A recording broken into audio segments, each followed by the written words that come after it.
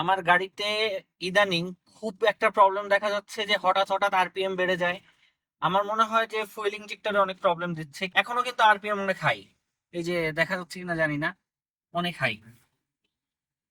আমার যে স্পিড সেই স্পিড অনুযায়ী কিন্তু আরপিএম, এই যে আরপিএম হঠাৎ এই যে আবার লাফ দেয়।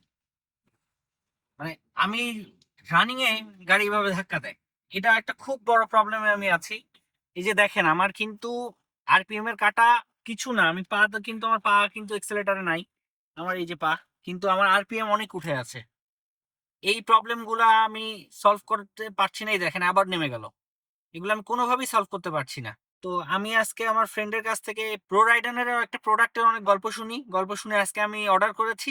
এখন আমি ওটা ঢালবো, ঢালার পরে আমি এটার ফিডব্যাকটা আপনাদের জানাবো। তো আমি গাড়িটা সাইড করলাম, এখন আমি বের হয়ে ঢালবো।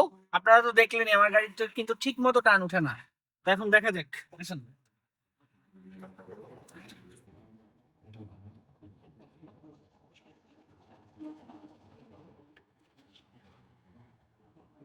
এদিক মারো, এদিক মারো,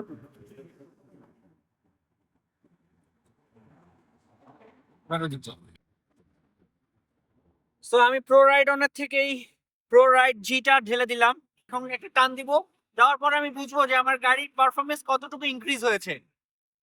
মাত্র আমি জিনিসটা ঢালার পরে আমি পারফরমেন্স এত বেশি পাচ্ছি, মানে এখন আমার কিন্তু আরপিএম এরকম ওঠানামা করছে না, নকিং করছে না, অনেক ইনক্রিজ হয়েছে। আমি জানি না আমি ভিডিওতে কতটুকু বোঝাতে পারতেছি। প্রতি বছর গাড়ি মাস্টার সার্ভিসিং করানো মাস্ট। আর মাস্টার সার্ভিসিং মানে কিন্তু প্রচুর খরচ।